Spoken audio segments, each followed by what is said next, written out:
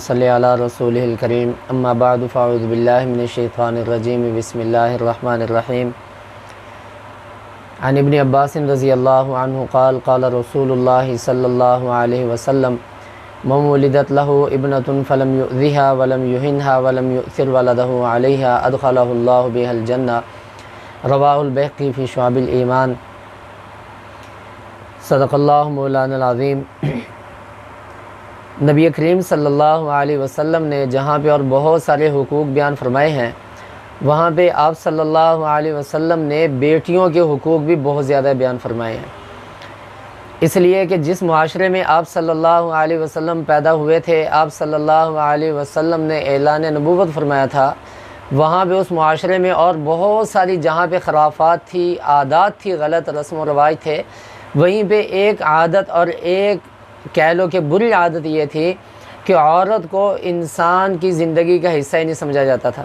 اسے انسان سمجھا ہی نہیں جاتا تھا، تصور ہی نہیں کیا جاتا تھا۔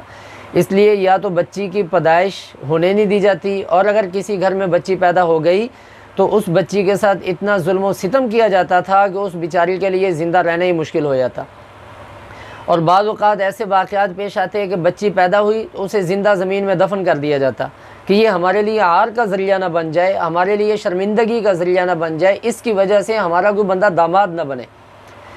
تو ایسے ماحول کے اندر جہاں پہ بچیوں کو زندہ دفن کیا جائے، تو نبی کریم صلی اللہ علیہ وسلم نے جہاں پہ امت کو اور بہت سارے اخلاقیات سکھلائے، بہت سارے دین کے احکامات سکھلائے، وہاں پہ آپ صلی اللہ علیہ وسلم نے عورت اور بیٹی کے حقوق بھی بیان فرمائے۔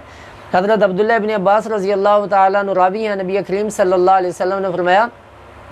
جس انسان کے گھر میں بچی پیدا ہو اور بچی پیدا ہونے کے بعد وہ انسان اس بچی کو کوئی تکلیف نہ پہنچائے، کوئی پریشانی نہ پہنچائے، ولم یہنھا، اور اس بچی کی ناقدری بھی نہ کرے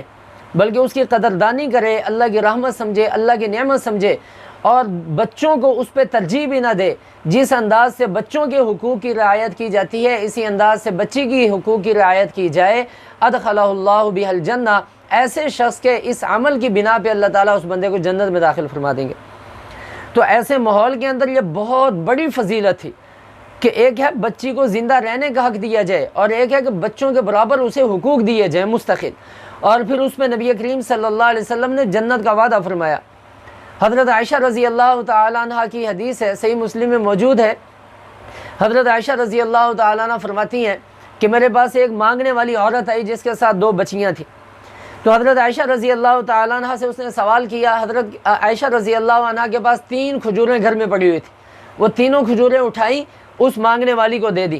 اس عورت نے ایک کھجور ایک بچی کو دی، دوسری کھجور دوسری بچی کو دے دی، اور ایک کھجور اپنے منہ میں ڈالنے لگی۔ اتنے میں ان بچیوں نے وہ کھجور بھی مانگ لی، تو وہ جو ماں تھی مانگنے والی، اس نے وہ کھجور بھی منہ سے نکال کے آدھی آدھی کر کے دونوں بچیوں کو وہ بھی تقسیم کر دی۔ حضرت عائشہ رضی اللہ تعالیٰ عنہ نے جب یہ واقعہ دیکھا تو بہت زیادہ حیران ہوئی، تعجب ہوا کہ ماں اپنی اولاد کے ساتھ کتنی محبت کرتی ہے۔ نبی کریم صلی اللہ علیہ وسلم تشریف لائے، یہ واقعہ بیان کیا۔ نبی کریم صلی اللہ علیہ وسلم نے فرمایا، من ابتلی من هذه البنات بشیء فاحسن الیہن کن لہ سترا من النار، کہ جس انسان کو اللہ تعالیٰ بیٹیوں کی ذمہ داری عطا فرمائے اور پھر بیٹیوں کی ذمہ داری کو وہ شخص بہترین انداز سے نبھائے، ایسے انسان کو اللہ تعالیٰ، وہ بیٹیاں ایسے انسان کے لیے جہنم کی آگ سے بچاؤ کا ذریعہ بن جاتی ہیں۔ اب یہ بہت بڑی فضیلت ہے کہ اگر انسان اپنی اولاد کی، اپنی بیٹی کی اچھے انداز سے تربیت کرے، ان کے حقوق کی رعایت کرے، اس کی تعلیم اور تربیت کا خیال کرے، اسے اچھے آداب اور اچھے اخلاق کی تعلیم دے، تو اس کا نتیجہ کیا ہے کہ وہی بیٹی اس انسان کے لیے جہنم سے بچاؤ کا ذریعہ بن جاتی۔ حضرت انس رضی اللہ تعالیٰ عنہ راوی نبی کریم صلی اللہ علیہ وسلم نے فرمایا، من عال جاریتین حتی تبلغ جاء یوم القیامت انا وہو ہاکذا وضم اصابعہ۔ حضور پاک صلی اللہ علیہ وسلم نے فرمایا کہ اللہ تعالیٰ جس انسان کو بیٹیاں عطا فرمائے اور وہ انسان ان بیٹیوں کی تربیت اور پرورش کرے حتیٰ کہ وہ بیٹیاں جوان ہو جائیں، تو یہ انسان قیامت والے دن اس طرح میرے ساتھ اکٹھا ہوگا۔ حضرت انس فرماتے ہیں حضور نے اس طرح انگلیوں کا اشارہ فرمایا کہ جس طرح یہ انگلیاں آپس میں ملی ہوئی ہیں، اس طرح یہ انسان قیامت والے دن میرے قریب ہوگا۔ اب آپ علیہ الصلوۃ والسلام اگر صرف جنت کا فیصلہ فرما دیتے تو کافی تھا،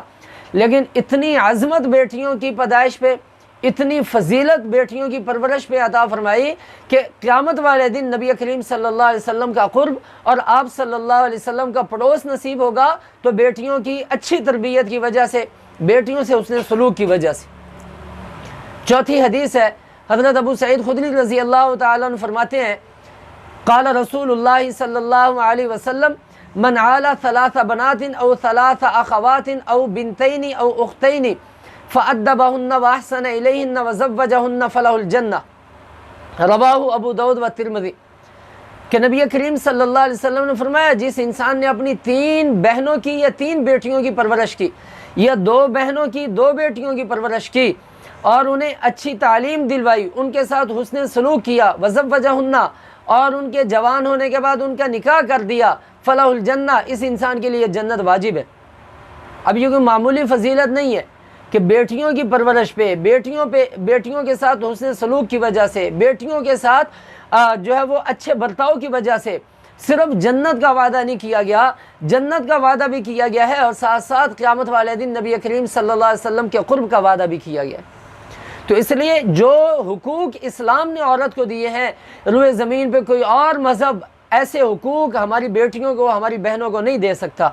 اس لیے آج بھی معاشرے کے اندر یہ وبا پائی جاتی ہے کہ بیٹے کے پیدا ہونے پہ تو مٹھائی تقسیم کی جاتی ہے، بیٹے کے پیدا ہونے پہ تو مبارکباد دی جاتی ہے، بیٹے کی پیدائش پہ تو خوشیاں کی جاتی ہیں، لیکن بیٹی کی پیدائش پہ خوشی بھی نہیں، بیٹی کی پیدائش پہ مٹھائی بھی نہیں ہے، بیٹی کی پیدائش پہ مبارکباد بھی نہیں ہے، بیٹی کی پیدائش پہ انسان کے چہرے پہ وہ لالگی اور تازگی بھی نہیں ہوتی جو بیٹے کی پیدائش پہ ہوتی ہے۔ اس لیے میرے بھائیوں،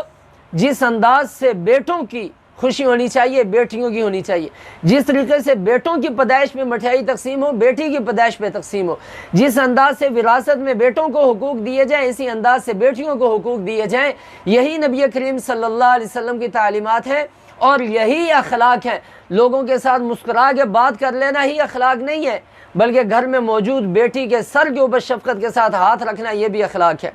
صرف لوگوں کے ساتھ ہنس کے بات کر لینا یہ اخلاق نہیں ہے، بلکہ اپنی بیٹیوں کی اچھی تربیت کرنا، اچھی تعلیم دلوانا اور ان کے لیے اچھا رشتہ تلاش کرنا اور خوش دلی کے ساتھ انہیں وراثت میں حقوق دینا یہ بھی اخلاق ہے۔ نبی کریم صلی اللہ علیہ وسلم کو اللہ تعالیٰ نے 4 بیٹیاں عطا فرمائی، حضور پاک صلی اللہ علیہ وسلم نے 4 بیٹیوں کی تربیت کی، 4 بیٹیوں کی پرورش فرمائی۔ جب وہ جوان ہوئی 4 بیٹیوں کی آپ صلی اللہ علیہ وسلم نے آگے شادیاں فرمائی۔ تو اس لیے جس انسان کو اللہ تعالیٰ بیٹیاں عطا فرمائے تو وہ اس بات پہ ناز کرے کہ میری نسبت نبی پاک صلی اللہ علیہ وسلم کے ساتھ ہوگی، وہ ان کی تربیت کرے، اس لیے کہ یہ بھی حضور کی سنت ہے، اور ان بچیوں کو اچھی جگہ پہ ان کا نکاح کرے، اس لیے کہ ہمارے نبی صلی اللہ علیہ وسلم کی سنت ہے۔ اللہ تعالیٰ ان باتوں کو سمجھنے کی توفیق نصیب